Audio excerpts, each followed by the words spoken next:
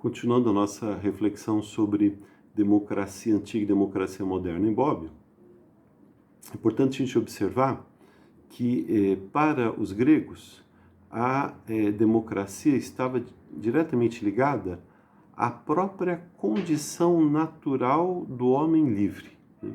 Ou seja, os gregos entendiam que, pode ser assim, a sua identidade enquanto seres humanos estava diretamente ligada, obviamente se não fossem escravos, né? Então há uma condição de natureza que já carregava, pode-se assim, em si mesma, a sua capacidade política, né? Então, Aristóteles, por exemplo, né, vai definir o ser humano como um zoon politikon, ou seja, um animal político. Claro que Aristóteles faz uma distinção de natureza humana, pode ser assim, né, daqueles seres humanos que têm uma condição propícia, né, na sua própria natureza a servir, né? E aí isto marca exatamente, digamos assim, uma espécie de contradição e de conflito, para não dizer um verdadeiro paradoxo, que está na base do surgimento da democracia na Grécia Antiga. Porque o próprio termo democracia, naquele contexto, ele tinha uma certa conotação pejorativa. Ou seja, se entendia que democracia era muitas vezes o exercício do poder pelo populacho. Ou seja, estava muito associado a uma certa ideia de caos, de desordem, de exercício inadequado, pode-se assim, da deliberação política, né? Então, ou seja, o conjunto dos cidadãos não tinham para a elite aristocrática o conjunto de atributos, e abrindo um parênteses, Aristóteles e Platão verbalizam isso, né, de forma muito clara. O conjunto da população não tinha aquele conjunto, os atributos necessários ao exercício do poder. Então, portanto, a democracia estava muito ligada a, digamos assim, uma espécie de degeneração civilizacional, né? Ou um caminho para uma espécie de degeneração civilizacional. No entanto, aqueles que defendiam a democracia, e aí você teve grandes figuras como Péricles, por exemplo, que ajudaram na formatação, pode-se assim, dessa experiência democrática, já entendiam que a democracia era uma questão de princípios.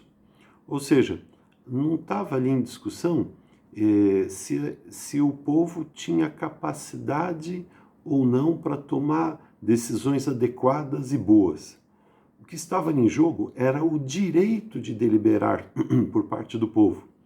Então, nesse aspecto, é que para os atenienses, a democracia não era propriamente uma questão de eficiência governamental, era um imperativo deontológico, né? Ou seja, era uma exigência que se transforma num dever de fazer. Então, nesse aspecto, é que se deveria organizar as relações políticas a partir de procedimentos de deliberação popular por uma exigência da própria condição dos seres humanos.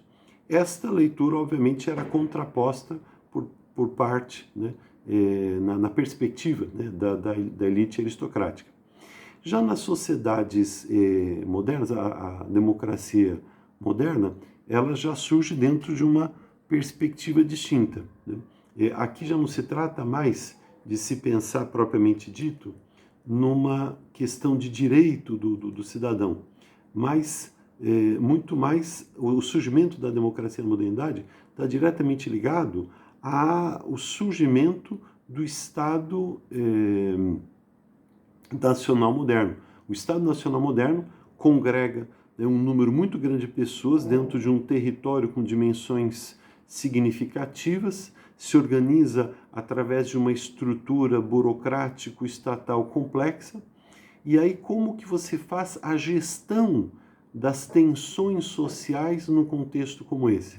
Então, se você não tiver procedimentos através dos quais o exercício do poder se dá em sintonia com as expectativas da população, você cria tensionamentos que geram uma condição bélica, destrutiva, né, de guerra civil, de confrontação, etc. Então, o próprio surgimento histórico, veja que a democracia na modernidade, ela surge muito mais como uma estratégia de construção de um funcionamento menos tensionado do Estado Nacional moderno. Então, ela não surge propriamente como uma exigência no âmbito dos princípios, dos deveres, mas como uma realidade histórica. Como é que você organiza, como é que você cria coesão social dentro de um universo tensionado como esse? Então, o procedimento democrático ele foi se impondo ali, portanto, como uma estratégia bastante eficaz. Só que, ao mesmo tempo, nesse processo ambíguo, ele se descaracteriza, ou seja, passa a se entender a democracia muito mais como uma aristocracia eleitoral, ou seja, um processo no qual você cria, você constitui uma elite de representantes do povo que vai tomar decisões que, em tese, atendem às expectativas gerais do povo.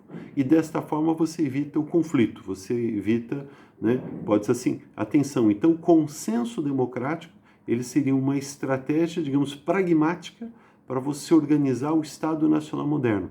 Então, veja que está-se aqui diante de uma realidade bastante diferente do ponto de vista fático, histórico e principiológico. Então a gente para aqui um pouquinho, de retorno já já, porque o vídeo está ficando pesado. Até já.